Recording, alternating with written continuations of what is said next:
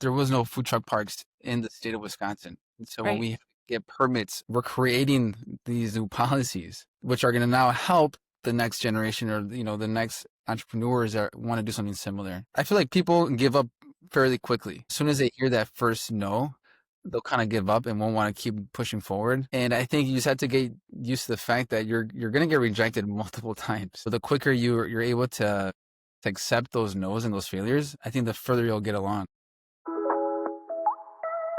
Today on Making New Possible, I am excited to bring Jesus Gonzalez, a chef, entrepreneur, and co-founder of Zócalo Food Park here in Milwaukee, on as our very special guest. Jesus is a first-generation Mexican-American and a graduate of the Culinary Institute of America. He started Mazorca Tacos in 2017 as a food truck platform to share not just food, but stories and culture. And then in 2019, he and his partner Sean Phelan transformed an empty gravel lot into Zócalo, a vibrant food truck park that supports food entrepreneurs, hosts all kinds of events, and serves as a gathering place for our community. In our conversation today, we'll explore the leap between chef to community builder and how he balances creativity and culture with the nuts and bolts of running a business, and how places like La Zócalo become more than just entertainment zones, but real civic hubs. I am so excited to have Jesus on. Hey, Jesus. Thank you for joining us today. Angela, welcome. Welcome to my little office.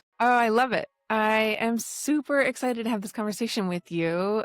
We have been collaborators for many years, but I'm realizing you and I have not sat down like this ever. And so I'm glad to pick your brain and to know a little bit behind the method and the madness of all of the things you've built. Absolutely. Yeah. I feel like every time we see each other is because we're actually working. I know, we're deep in it. And I have heard your story because I make you tell your story to other people because I think it's the coolest thing. But I wanted to kind of go a little beyond maybe some of the facade of that, if that's okay. Absolutely. Yeah. Let's, I wish I had a bottle of wine. We can share it, I know, exactly. All right. Well, one of the themes that we're exploring in this podcast is the idea of creative rebellion.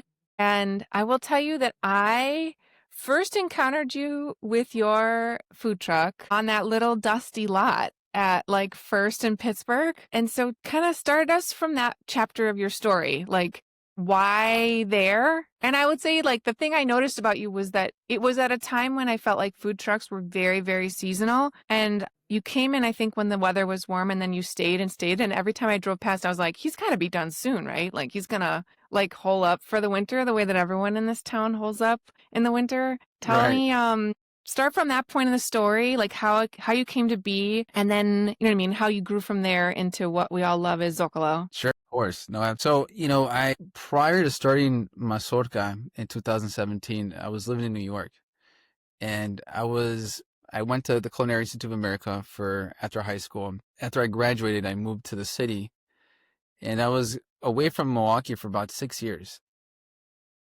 Coming back home, I was a little shy. Wanted to be respectful of the community, the existing community that was already here. This vibrant culinary scene that we do have, and it continues to evolve. But I wanted to introduce myself in in the best possible way, which was just kind of being myself, right? Mm-hmm. And I wanted to tell my story of what it meant to be a Mexican American growing up in Milwaukee through my food and through my brand. Mm-hmm. And when I was thinking about, okay, how do I go about this? How do I even start? I quickly realized I didn't have $500,000, or did I want to take a loan out for $500,000 to move into a brick and mortar? And so I started looking at alternatives. And being on the East Coast, there was this food truck culture that was beginning to really grow. On the West Coast, it was very vibrant at the time already. And I said, well, I can buy a trailer for under $2,000. Mm-hmm. Try to retrofit it into a kitchen. Right. So I was able to do that quickly. It took a couple months, and I just pulled up on First in Pittsburgh, right? And I quickly met really cool food entrepreneurs from our city. One of the first people that I met was Ryan from Scratch Ice Cream. Yeah. He would pull up on his way to other gigs, and we'd eat together.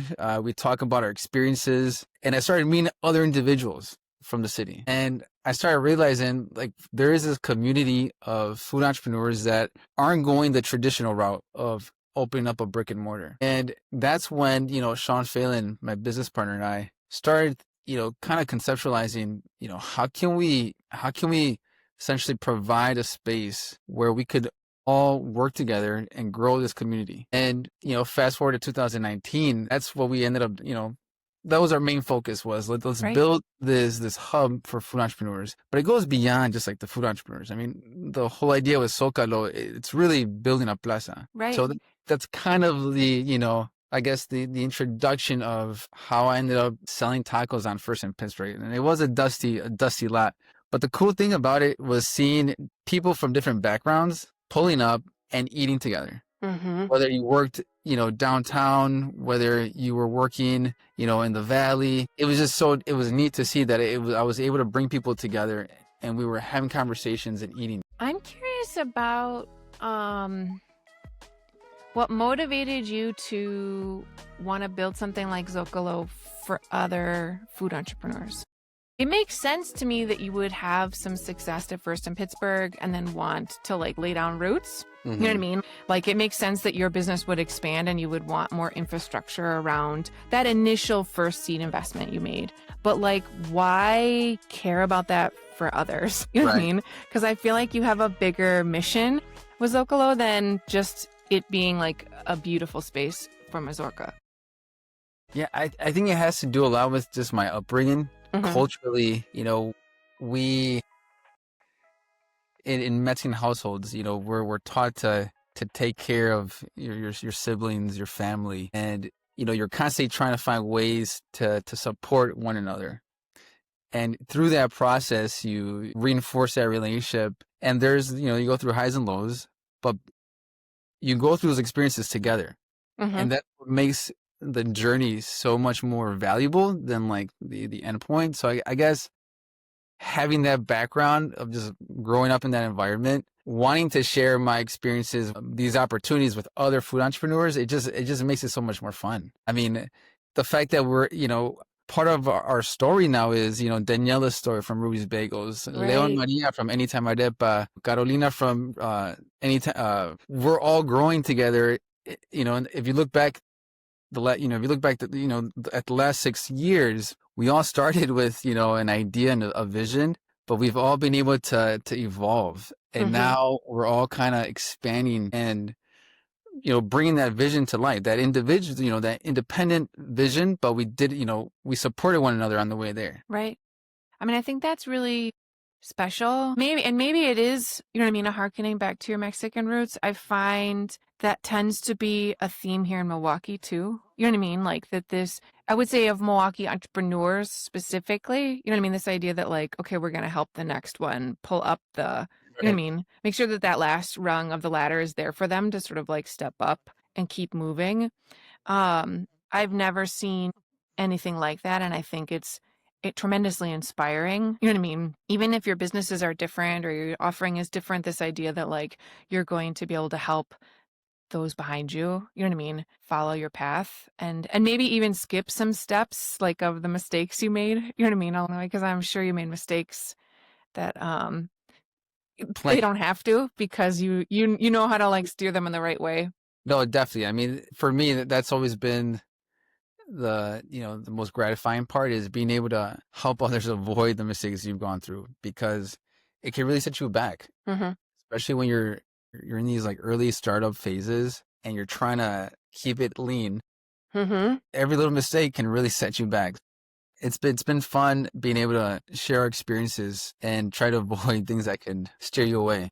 Yeah. So Zócalo is not just about the food trucks though. I mean, it's like you said, your hope is that it feels more like a plaza that includes events, live music, art. You know what I mean? It's definitely a place that people go just to gather. What ways have you sort of rebelled against maybe traditional food truck park concepts to make something that is so unique? Like, I just feel like it is the heart and soul of Milwaukee. Hmm. particularly Milwaukee South Side. Like you have participated in the many different tours that Milwaukee has designed for people who are new to the city or curious about the city. And it feels like Zócalo has to be on that stop. Like you just can't miss it. Right, What was your intent behind that? And you've expanded. Like I feel like every time I go, there's some new addition along the way. right. I mean, Angela, have you ever been to any South American country? Well, I've been Or to Mexico City. you meant to Mexico City? Yeah, Okay, so exactly. Yeah. that's where they have the largest Zócalo, right? The Uh-huh. largest plaza. And the neat thing about these plazas, everyone goes to the plaza to meet up with their friends, their family. There's vendors. It becomes the soundboard of the community. It really does. And I always felt that we just didn't have this plaza in Milwaukee quite yet prior to me moving back. And I saw it as an opportunity to, bring that culture, bring that energy to Milwaukee. And I guess that the byproduct of creating this plaza is that we've been able to work with not only food entrepreneurs but creatives, you know, local organizations. I mean, we have comedians, we have vintage vendors that come to the grounds. It's a very diverse group of people. When I reflect back at the last 6 years as to who we've been able to work with, it's incredible. I mean, these are unique individuals that are essentially kind of, they're not going down that traditional path of bringing their visions to life, and we're able to share this space with them. Right. So, I mean, it's a pretty unique experience. It is a cultural epicenter for sure. You really feel that. And I've been to many different things there. I mean, between like Southside Dining Week's kickoff, or we just did a Cerveceros, brewers party a couple weeks ago. Like it's just a very different, you don't know what you're going to get. And I think that's maybe the reason you want to keep going back over and over is there is an element of like, is this the weekend when there's the vintage, clothes market? Okay, yeah, I definitely want to go and see. You know what I mean? What's the vibe like with that new combination? Yeah. I mean, we have a lot of people that come to the Zócalo, and something they share with us is that, and I don't know if it's a good thing or a bad thing, but they say like, I don't feel like I'm in Milwaukee every time I come to Zócalo. Mm. But to me, I'm like, what do you mean? Like this is Milwaukee. Like Exactly. This is the essence of it. Right. people that are coming here, like this is who we are. So it's pretty cool. That's really awesome. Can you remember a moment in time when what was that moment that you decided, okay, it's not just the one truck. Like I need to help build a new center, a new third space, a new plaza for our community. What Yeah. what was that moment for you? I would say it's, just going back to that first in Pittsburgh site.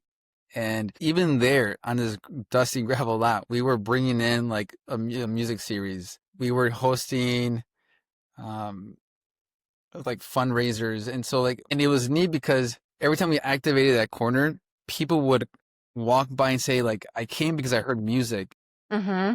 or hey, I live down the street, but I feel a lot safer now that Yeah. Yeah, because there's people out. I mean, I think that yeah, that was my biggest. So I went to Mexico City for the first time a year ago in October, and I don't have a car here in Milwaukee, which is a unique thing. Like it's a city where it's just not a pedestrian city, you know what I mean? But I yeah, do a lot of walking as a consequence. that is And awesome. in the days following my experience in Mexico City back in Bayview, I was so like emotionally struck by how often I'm the only pedestrian. Even in like more pedestrian neighborhoods like Bayview where I live, I am the only one on the sidewalk in every direction I look.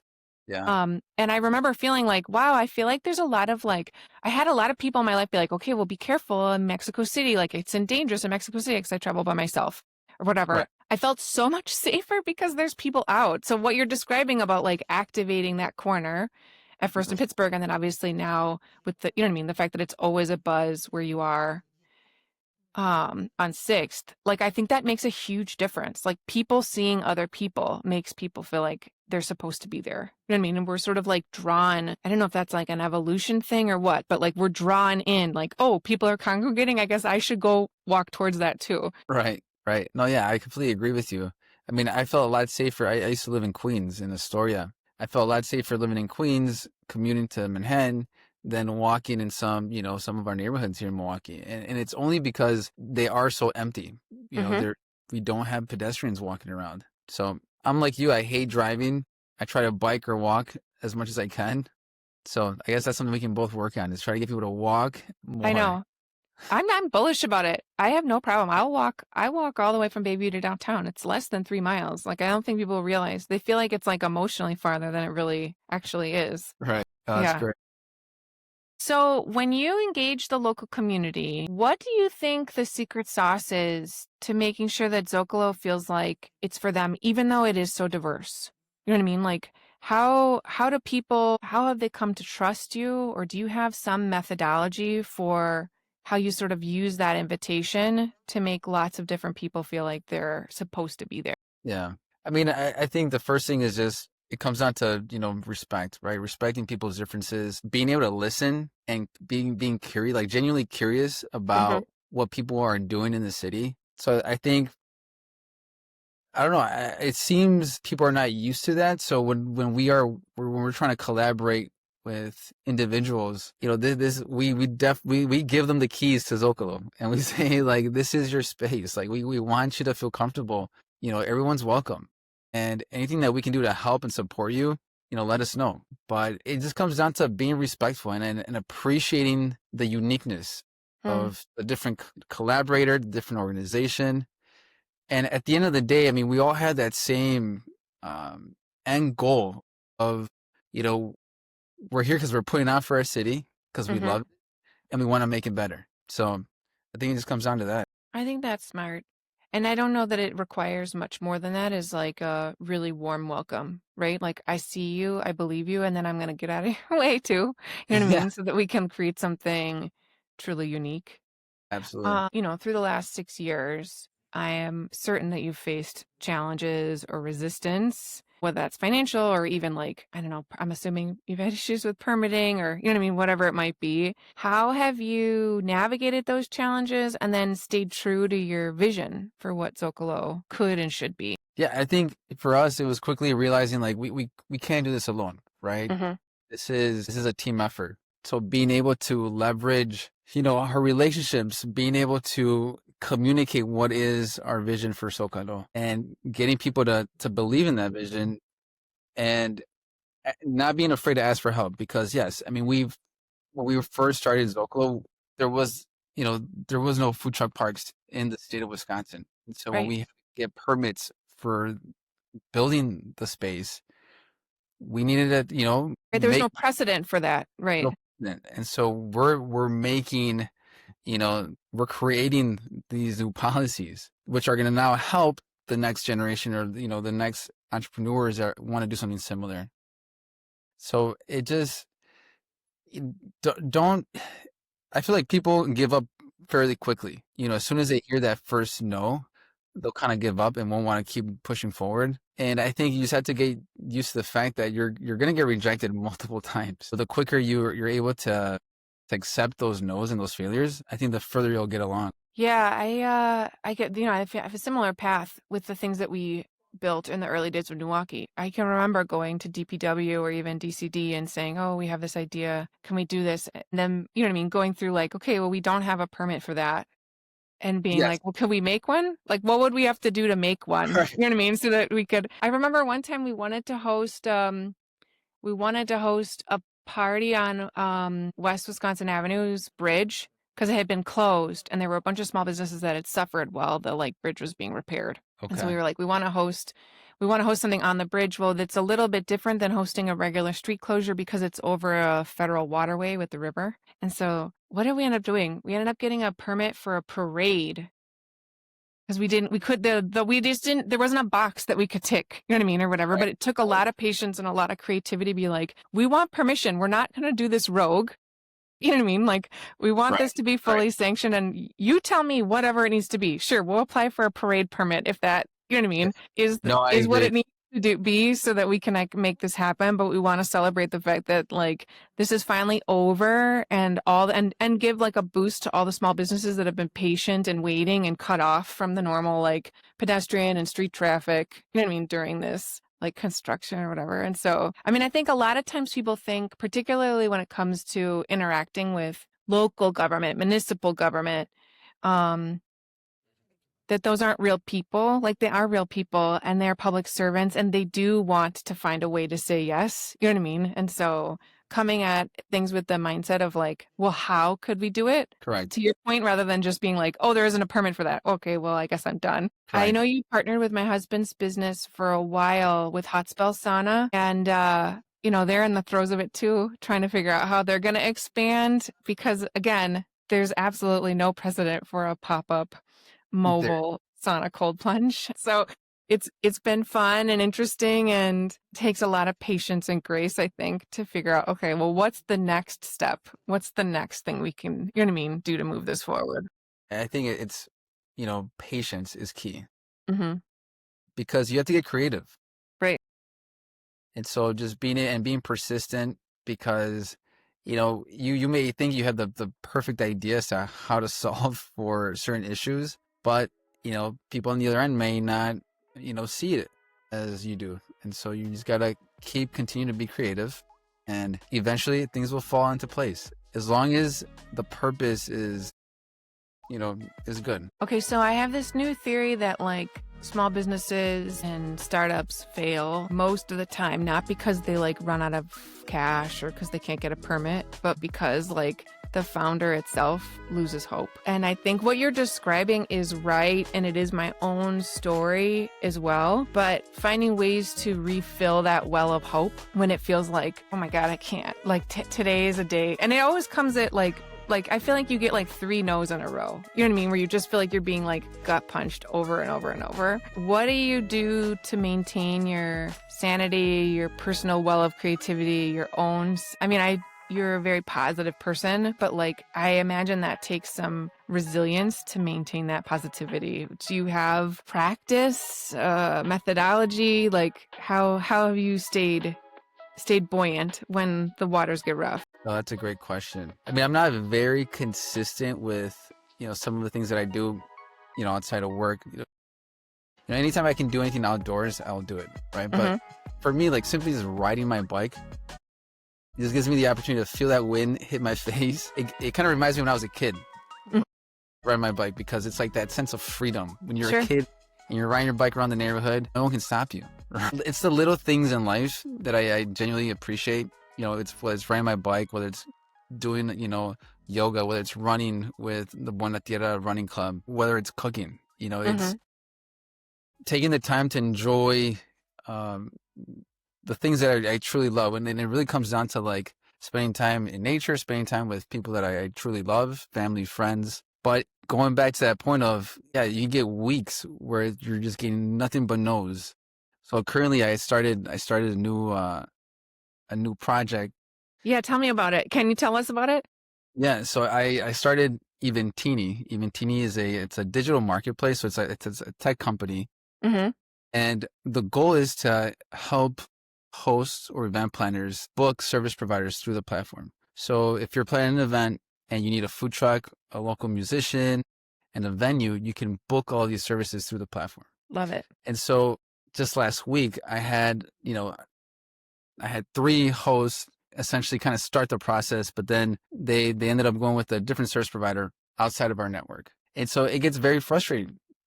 But you have to quickly, there's little things that will happen throughout the week that you're like, wow, this is a win, or you'll get feedback from a provider or from a host and hear how things were, how Eventini is helping them. So you can't give up. It's not for everyone. I'll tell you that. It's not easy. Well, it's definitely not for the faint of heart. That's for sure.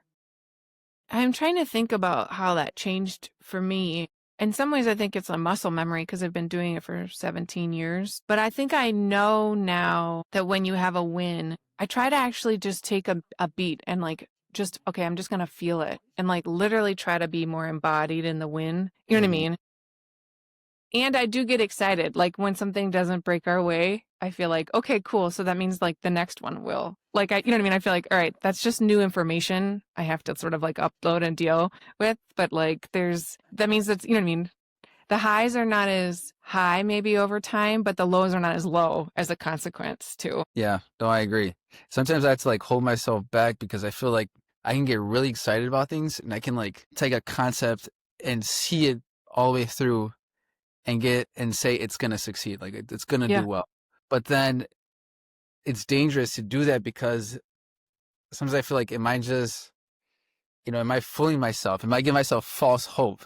So I don't know if you understand, like, I think the balancing act is like holding high standards, having a vast vision, and then limiting your own expectations about the results. That's where the resilience comes. You know what I mean?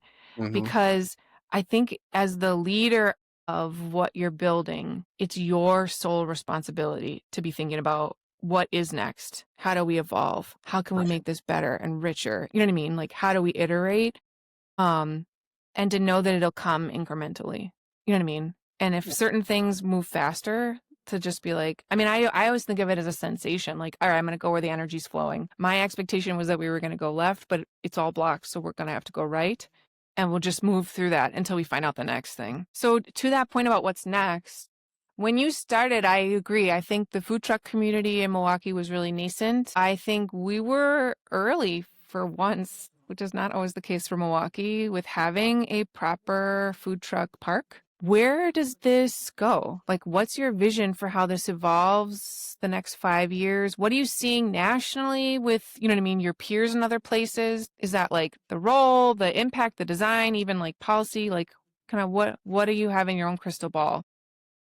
Yeah, I mean, if we're just focusing on Zócalo as the food truck park, what we've learned in the 6 years we've been doing it is the evolution of the food entrepreneur. And so right now we've created this great space for individuals who have a vision, a concept, they want to experiment with it, and they get to build a community to support them. Mm-hmm. Now, once they get to the point where they want to grow, continue to grow, what we're seeing is they're opening up that brick and mortar, or they're getting that second food truck. And so what I think we should focus on is, okay, how do we help them in that next phase? Well, that's interesting. And so I mean, if you look at Six and Pierce, Mm-hmm. there's opportunity to create within that core.